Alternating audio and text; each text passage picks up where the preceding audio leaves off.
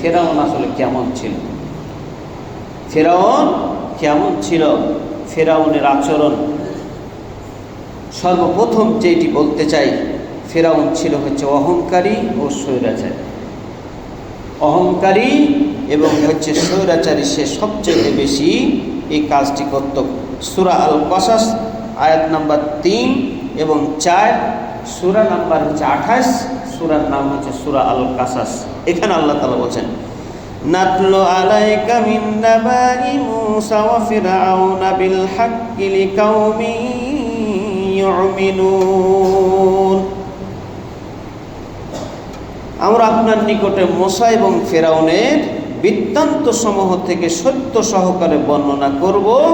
কাদের জন্য? বিশ্বাসীদের জন্য আমি এটা বর্ণনা করব। অর্থাৎ আল্লাহর নবীকে আল্লাহ তাআলা বলছেন, আমি তোমার নিকটে মূসা এবং ফিরআউনের কাহিনী সত্য সহকারে আমি বর্ণনা করব। কি জন্য করব? এটা এজন্যই করব যে পৃথিবীতে মুমিন বান্দারা যেন সেই ঘটনা থেকে, সেই স্বৈরাচারী মনোভাব থেকে, এমন কিছু সময় আসবে, স্বৈরাচারী সরকার আসবে, সেখান থেকে যাতে করে মুমিনরা শিক্ষা নিতে পারে, এই জন্য আমি তোমার কাছ থেকে বা তোমার কাছে আমি এই ঘটনাগুলি বর্ণনা করছি। সুবহানাল্লাহ। এরপরে আল্লাহ তাআলা বলেন, ইন্না ফিরআউনা আলা ফিল আরদি ওয়া জাআলা আহলাহা সিয়াম ইয়াস্তাজিফু তাইফাতুম মিনহুম। নিশ্চয় ফিরআউন আলা ফিল আরজ, সে হচ্ছে পৃথিবীতে অহংকারী, স্বৈরাচারী, দাম্ভিকতা, সে অহংকার করে চলত। তাহলে তার প্রথম নাম্বারে যে বৈশিষ্ট্য সেটা হচ্ছে সে ছিল অহংকারী এবং স্বৈরাচারী। সে ছিল অহংকারী এবং স্বৈরাচারী। আজকেও পৃথিবীতে এমন কিছু সরকার দেখবেন, তারা কিছুই মনে করে না, যাকে তাকে যেটা সেটা অহংকারী তার ফেটে পড়ে। সে একবারও ভাবে না যে আমি আসলে কি ছিলাম, কোথা থেকে এলাম, কি করলাম। ক্ষমতা পেলেই সে অহংকারী আচরণ করে। তাহলে এই ঘটনা যদি না দিত, আমাদেরকে যদি না জানাতেন, তাহলে আমরা বুঝতাম না যে স্বৈরাচারী কোন সরকারকে, কোন ব্যক্তিকে, কোন মানুষকে বলে, এটা আমরা আসলে বুঝতে পারতাম না। আল্লাহ এই জন্য এখানে কোট করে দিয়েছেন, সুবহানাল্লাহ, জানাই দিয়েছেন যে শুধু ফেরাউন চলে গেছে তাই যে এগুলো বন্ধ হয়ে গেছে না, পৃথিবীতে কিয়ামত পর্যন্ত আসবে স্বৈরাচারী, তাদের প্রথম যে বৈশিষ্ট্য হবে সেটা হচ্ছে অহংকারী এবং স্বৈরাচারী।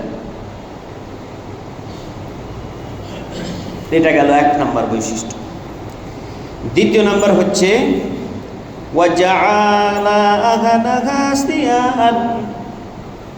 এবং দ্বিতীয় নম্বর তার বৈশিষ্ট্য হচ্ছে সে কি করবে? মানে বিভিন্ন দলে বিভক্ত করবে,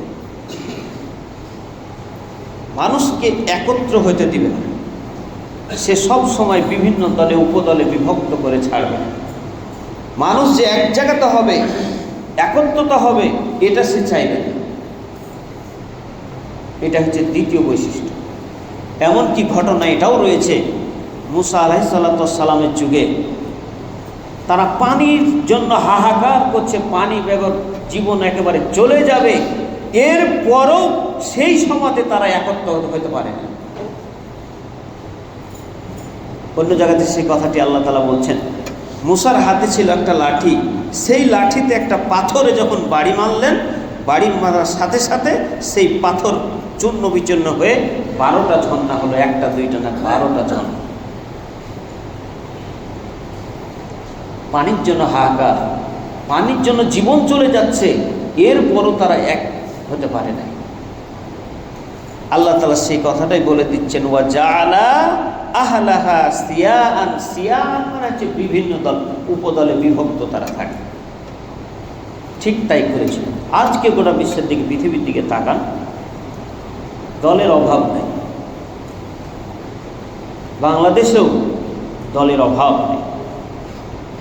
ছোট ছোট দলে বিভক্ত হয়ে আজকে এই কাজগুলি করে যাচ্ছে। আল্লাহ তাআলা সেটাই বলছেন, যারা অহংকারী স্বৈরাচারী, ফেরাউনের দ্বিতীয় যে বৈশিষ্ট্য ছিল সেটা হচ্ছে এক জায়গায় হতে দিবে না। অথচ আল্লাহ তাআলা বলছেন ওয়া'তাসিমু বিহাবলিল্লাহি জামিআন ওয়া লা তাফাররাকু। হে পৃথিবীর মানুষ, তোমরা শুনে রাখো, তোমরা একেবারে একত্ববদ্ধ হয়ে চলো, দলে দলে বিভক্ত হয়েও না। এটা আল্লাহ তাআলা ফরজ করেছেন, এটা হচ্ছে ফরজ বিধান। তোমরা দলে বিদলে বিভক্ত হয়েও না, দলে উপদলে। ওয়া'তাসিমু বিহাবলিল্লাহি জামিআন, তোমরা একত্রিত হও কিসের ভিত্তিতে? কোরআন এবং সেই হাদিসের ভিত্তিতে। আমাদের দেশে তো বিভক্ত হয় ক্ষমতার লোভে। ক্ষমতা যদি না পাই, এতদিন থেকে তার সাথে রাজনীতি করলাম, আমি যদি ক্ষমতায় না পাই আর একটা দল ফেলে বসে থাকলাম। তাহলে দ্বিতীয় যে বৈশিষ্ট্য পেলাম ফেরাউনের, সেটা হচ্ছে ওয়াজা আহলাহা আসতিয়ান, অর্থাৎ দলে উপদলে বিভক্ত করে সে ছাড়ত। এরপরে ইয়াস্তাজঈফু তাইফাতুম মিনহুম, তৃতীয় যে বৈশিষ্ট্য সেটা হচ্ছে বিভিন্ন দলে বিভক্ত করে একটা দলকে একেবারে খুবই দুর্বল করে রাখত, অত্যন্ত দুর্বল। যা করা প্রয়োজন ওই দলটার জন্য সবই করত, জেল জুলুম থেকে শুরু করে যা কিছু প্রয়োজন। শুধু তাই নয়, আরেকটি সে পদ্ধতি অবলম্বন করেছিল, সেটা হচ্ছে ইউদাব্বিহুনা আবনাকুম ওয়া ইস্তাহয়ুনা নিসাআহুম ইন্নাহু কানা মিনাল মুফসিদিন।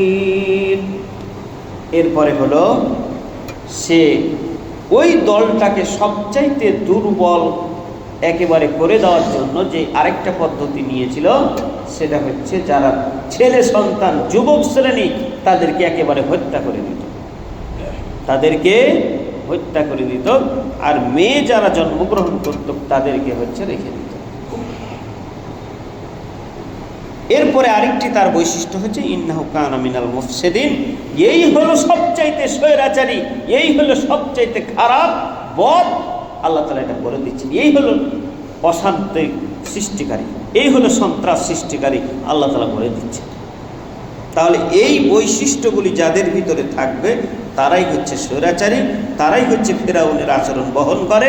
এখন আমি আপনি দেখব যে আসলে কার ভিতরে আছে, আমরা এটা সচক্ষে প্রমাণ আমাদের সামনে, দূরে কিছু নেই।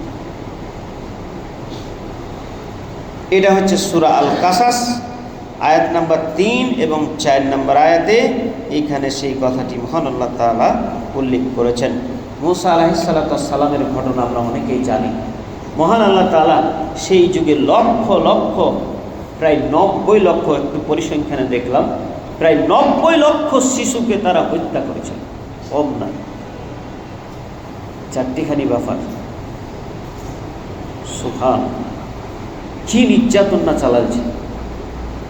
বর্তমান যুগের ফেরাউন যদি আমরা দেখতে চাই, যে বৈশিষ্ট্যগুলি রয়েছে ইনশাআল্লাহ আলোচনা করছি, বর্তমান যুগের ফেরাউন দেখতে হলে মনে হচ্ছে ইসরায়েলের যিনি প্রধানমন্ত্রী বেঞ্জামিন নেতানিয়াহু, সব আচরণ তার ভিতরে রয়েছে, একটুকু এদিক ওদিক। ফিলিস্তিন রাষ্ট্রটা আমরা দেখছি আজ থেকে না প্রায় 70 বছর থেকে,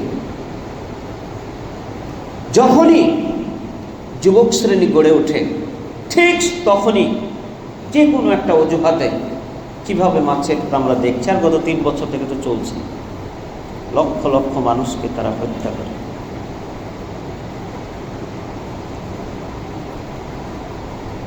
তা আমাদের এই ঘটনাগুলো থেকে শিক্ষা নিয়ে ইমানদাররা যাতে করে শিক্ষা নিতে পারে, আল্লাহ এই জন্য কোরআনে আল্লাহ তাআলা উল্লেখ করে দিয়েছেন। মূসা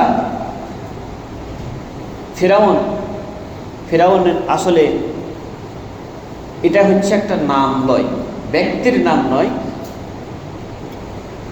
প্রায় 44টা মমি এখন সেই জাদুঘরে রাখা আছে। সেটার ব্যাপারে যে ইতিহাসটা দেখলাম, যিনি এটার পরীক্ষা নিরীক্ষা করেছেন, প্রায় 44টা মমি পরীক্ষা করেছেন। পরীক্ষা করার পরে রেমেসেস 2 এবং হচ্ছে মানিফতাহ, দুইজন ব্যক্তি দুইটা পরীক্ষা করতে গিয়ে মানিফতা যেটা ডুবে মারা গেছিল, এটা পরীক্ষা করতে গিয়ে একটা জিনিস তিনি দেখলেন 1907 সালে 44টা মমি পরীক্ষা করতে গিয়ে সর্বশেষ যেটা পরীক্ষা করে তিনি পেয়েছেন, যেটা ওই মমিটাতে পুরা দেহটা সাইডে আল্লাহ তাআলা লবণে একেবারে আবদ্ধ করে দিয়েছেন। আল্লাহ তাআলা সেই কথাটি বলছেন সূরা ইউনুস 10 নম্বর সূরা 92 নম্বর আয়াতে আল্লাহ তাআলা বলছেন, ফালিয়াউমা নুনাজ্জিকা বিবাদানিকা লিতাকুনা লিমান খালফাকা আয়াতান ওয়া ইন্না কাসীরাম মিনান নাসি আন আয়াতিনা লাগাফিলুন। আল্লাহ তাআলা বলছেন যে ফিরআউন, তুমি যে আচরণ করেছো, তুমি যে লক্ষ লক্ষ যুবককে মেরেছো, তোমার এই বডিটাকে আমি কিয়ামত পর্যন্ত রেখে দিলাম, তোমার এই বডিকে কোনো জিনিস খেতে পারবে না। ঠিক আল্লাহ তাআলা সেই জন্যই সেভাবে ওই একেবারে লবণে আবরণ করে একেবারে রেখে দিয়েছেন। সেই মমে এখনও সেটা রয়েছে। আমাদের এই ঘটনাগুলো থেকে শিক্ষা নিতে হবে। আমাদেরকে আল্লাহ তাআলা যেটা খুশি সেটাই করতে পারেন, যা কিছু চান সেই কাজটি করতে পারেন। আল্লাহ তাআলা সেই ফিরআউনের কবলে মূসা আলাইহিস সালামকে তিনি রক্ষা করলেন। মূসা আলাইহিস সালাম কিভাবে বাঁচলেন এবং তার ভাই হারুন, মূসার চাইতে 3 বছরের বড় হচ্ছে হারুন। তা হারুন যেভাবে তিনি বেঁচেছিলেন, পরিশেষে দেখা গেল যে লক্ষ লক্ষ যুবককে যখন মেরে ফেলে দেওয়া হলো, কেউ তখন পরামর্শ দিল যে এভাবে আপনি যুবক শ্রেণীকে হত্যা করছেন, মানুষ তো একেবারে জনশূন্য হয়ে যাবে, মানুষ থাকবে না। তা আপনি কি করেন, 1 বছর হচ্ছে বাদ দেন, আর 1 বছরের ভিতরে যতগুলো হবে সবগুলো মেরে ফেল দিবেন, আর 1 বছরের ভিতরে যেটুকু হবে সেটুকু আর মারবেন না। দেখা গেল মূসার ভাই তিনি হচ্ছেন যেই বছর বাধা ছিল, অর্থাৎ মারার অনুমতি ছিল না, সেই বছর হচ্ছে হারুন হয়েছিলেন। কিন্তু মূসা যেই বছর হন সেই বছর মারার আইন ছিল। কিন্তু আল্লাহ তাআলা তাকে কিভাবে রক্ষা করলেন। ফিরআউনের দলবল ছিল, যখনই কোনো শিশু জন্মগ্রহণ করত সাথে সাথে সেখান থেকে জল্লাদ বাহিনী ছিল, তার অনেক মহিলা নিযুক্ত ছিল। যখনই হতো তখনই খবর পেলে একেবারে সাথে সাথে তার মায়ের সামনেই সেই শিশুকে হত্যা করা হতো। এইভাবে লক্ষ লক্ষ শিশুকে মহান আল্লাহ তাআলা ফিরআউনকে বাঁচালেন কিভাবে। মহান আল্লাহ তার মাকে ইলহাম পাঠালেন, তোমার বাচ্চা যখন হবে তুমি কি করবা, যখন দেখবা যে তোমার সন্তানকে মেরে ফেলে দেওয়ার উপক্রম বা মানুষ আসছে বা জল্লাদেরা আসছে, ঠিক তুমি সেই মুহূর্তে একটা বাক্স তৈরি করে সেই বাক্সেতে ভরে তোমার সন্তানটাকে তুমি নদীতে ভাসায় দাও। মূসার বড় বোন তাকেও বলা হলো যে তুমি যখন ভাসায় দিল, তার সাথে সাথে সাথে সাথে ওই বাক্সের সাথে সাথে যেদিকে বাক্স যাচ্ছে তিনি রাস্তা অর্থাৎ নদীর পাড় তিনি যাচ্ছেন। যেতে যেতে ফিরআউন এবং হচ্ছে তার স্ত্রী সেই সাগরে গেছেন। যাওয়ার পরে দেখলেন যে এটা খুব সুন্দর বাক্স। সেই বাক্সের মধ্যে বাক্সটাকে নিয়ে এসে দেখা গেল সুন্দর ফুটে বাচ্চা। মহান আল্লাহ তাআলা মূসার যে বৈশিষ্ট্য উল্লেখ করেছেন, আল্লাহ তাআলা মূসার দেহে শরীরে মুখে এমন একটা জাদুকারী মনোভাব দিয়েছিলেন, তাকালেই তার প্রতি মায়া চলে আসত। সুবহানাল্লাহ। এরপরেও ফিরআউনের কোনো সন্তান অর্থাৎ হয় না, আসিয়ার কোনো সন্তান হয়নি। একে সন্তান হয়নি, এর জন্য মায়া। আর আল্লাহ তাআলা যখন মায়া দিয়ে দেন তখন তার কেউ রক্ষা করতে পারে না। তারা সন্তান নিয়ে যে সেই বাড়িতেই আল্লাহ তাআলা যার ভয়ে লক্ষ লক্ষ শিশুকে হত্যা করেছেন, তার বাড়িতেই আল্লাহ তাআলা লালন পালন করলেন। সুবহানাল্লাহ। আল্লাহ তাআলা এটাও বলছেন অন্য জায়গাতে যে যেই জাতিটাকে দুর্বল করে রাখবে আল্লাহ ওই জাতিটাকেই কি করবেন, তিনি ক্ষমতা দান করবেন। এটা যুগে যুগে দিয়ে এসেছেন, বর্তমানও দিবেন, কিয়ামত পর্যন্ত মহান আল্লাহ তাআলা এই বৈশিষ্ট্যের অধিকারী আল্লাহ তাআলা এইগুলি করবেন। তাহলে আমরা ফিরআউনের বৈশিষ্ট্য আরও যেগুলি পাওয়া যায় যে সে কী করলো, দুর্বল যারা শ্রেণী রয়েছে তাদেরকে একেবারে এমন দুর্বল করে রাখত। এরপরে আরেকটি যে বৈশিষ্ট্য মহান আল্লাহ তাআলা বলছেন যে এরা পৃথিবীতে সন্ত্রাস করে বেড়ায়। ওয়া ফিরআউনা যিল আওতাদাল্লাযীনা তাগাউ ফিল বিলাদ ফাআকসারু ফীহাল ফাসাদ। এবং সে পৃথিবীতে সন্ত্রাস সৃষ্টি করত এবং মিথ্যা মামলা, হামলা, জেল, জুলুম যা ছিল এক কথায় সবগুলো সে করত। এরপরে আরেকটি ফেরাউনের বৈশিষ্ট্য, সেটা হচ্ছে এরা হলো তাগুত। এরা হলো তাগুত। আল্লাহর দ্বীন পালন নিজে করে না এবং কেউ করতে চাইলে তাকে করতে দেয় না। এটা হচ্ছে ফেরাউনের আদর্শ, এটাও ফেরাউনের বৈশিষ্ট্য। ইসলাম পালন করে না এবং কাউকে করতেও দেয় না, এবং কেউ যদি করে তাকেও বিভিন্ন জেল জুলুম দিয়ে রাখত। আল্লাহ তাআলা সেই কথাটাই বলছেন, ইযহাবা ইলা ফিরআউনা ইন্নাহু তাগা। তোমরা উভয় ফিরআউনের কাছে যাও, সে খুব উদ্ধত হয়ে গেছে। অর্থাৎ মূসাকে এবং হারুনকে ফিরআউনের কাছে আল্লাহ তাআলা পাঠালেন। এই হলো ফিরআউনের বৈশিষ্ট্য। আরও অনেকগুলো ফিরআউনের বৈশিষ্ট্য রয়েছে, আমাদের এই কথাগুলো থেকে শিক্ষা নিতে হবে। এরকম মুহূর্তে ফিরআউনের কাছে যখন মূসা আলাইহিস সালাম গেলেন, তখন কি করলেন? গিয়ে কিভাবে কথা বলবেন? সে ছিল তো স্বৈরাচারী, অহংকারী। তারপরেও তার কাছে মহান আল্লাহ তাআলা বললেন যে তুমি যাও। এরপরে যে কিভাবে কথা বলবে সেই পদ্ধতিটাও বলে দিলেন। ফাকুলা লাহু কাওলান লাইয়িনান লাআল্লাহু ইয়াতাযাক্কারু আও ইয়াকসা। আল্লাহ বলছেন যে তুমি ফিরআউনের কাছে যাও, যে এমনভাবে কথা বলো তোমার কথা হবে নম্র, ভদ্র, কোমল, নরম, কর্কশ ভাষা হবে না। আপনি চিন্তা করেছেন? এত স্বৈরাচারী ছিল, অহংকারী ছিল, এরপরও আল্লাহ তাআলা বলছেন যে তুমি তার কাছে দাওয়াত নিয়ে যাও। দাওয়াত নিয়ে যে এমনভাবে তুমি কথা বলবে সেটা হচ্ছে নম্র, ভদ্র, কোমল, একেবারে কর্কশ ভাষা হবে না।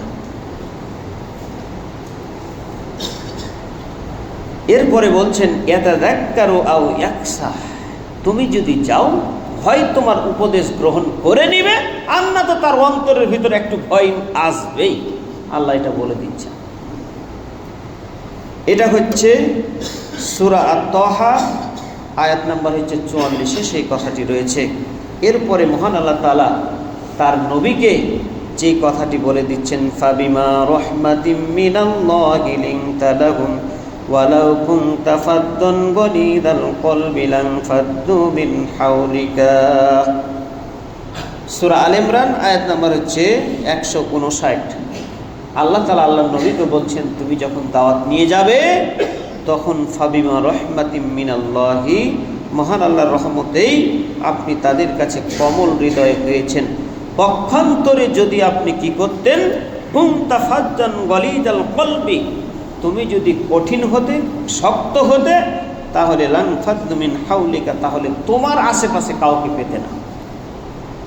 তাহলে দাওয়াতের এটা হচ্ছে পদ্ধতি। সে যতই খারাপ হোক, আপনি তাকে দাওয়াত দিতে গেছেন, আপনার ভাষা হবে নরম,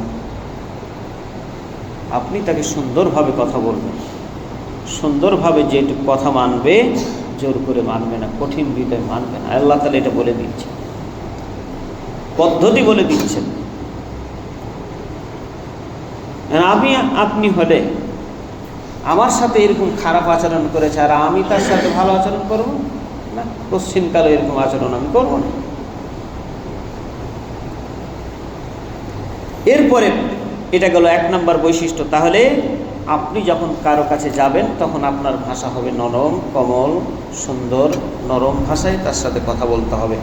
দ্বিতীয় যে বৈশিষ্ট্য ফেরাউনের কাছে মহান আল্লাহ তাআলা এই যে মূসাকে পাঠালেন, তিনি নির্যাতিত হয়েছেন কিন্তু প্রতিশোধ পরায়ণ হন না।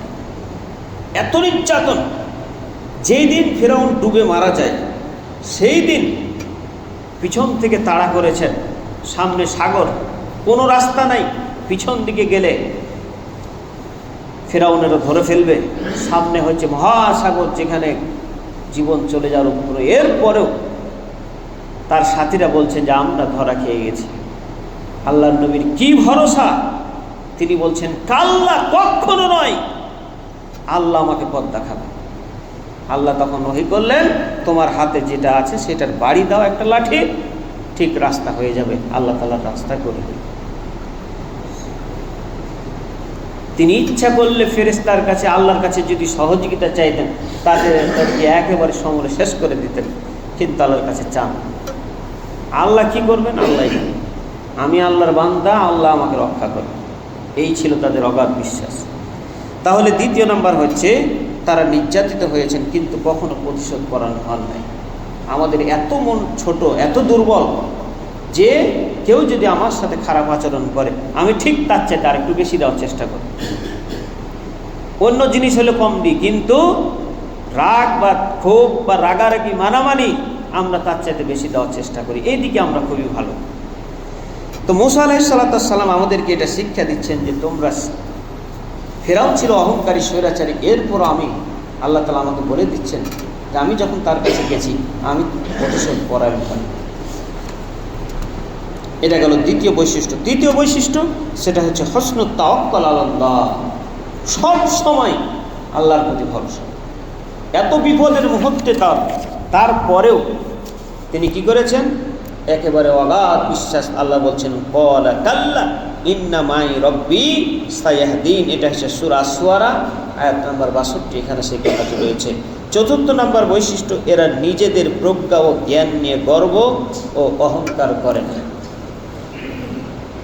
যারা হচ্ছে অল্প বিদ্যা শিক্ষা অর্জন করেই অহংকারী হয়ে যায়, আমি ওর চাইতে অনেক বেশি জ্ঞানী, বুঝতে হবে যে আসলে সে মূর্খ, এ হচ্ছে জ্ঞানী নাই। আর যে আসল প্রকৃত জ্ঞানী হবে সে কখনো হচ্ছে নিজের সুনাম করবে না। মূসা আলাইহিস সালাম এত জ্ঞানী হওয়ার পরেও তিনি একবার করেছিলেন, ঠিক সেই মুহূর্তে আল্লাহ তাআলা বলছেন তুমি একটা সফর করো। সফর করার পরে অনেক লম্বা কথা, সেখান থেকেও সে শিক্ষা নিয়েছে। মূসার মতন লোক যাকে আল্লাহ তাআলা সব জ্ঞান দিয়েছেন, এমন কোনো জিনিস নাই তার জ্ঞান আল্লাহ তাআলা তাকে দেন নাই, এরপরেও। আর আমি আপনি কতটুকু শিক্ষিত হতে পেরেছি? আমরা মানুষকে মানুষ মনে করি, নিজেকেই মনে করি খুব বড় জ্ঞানী।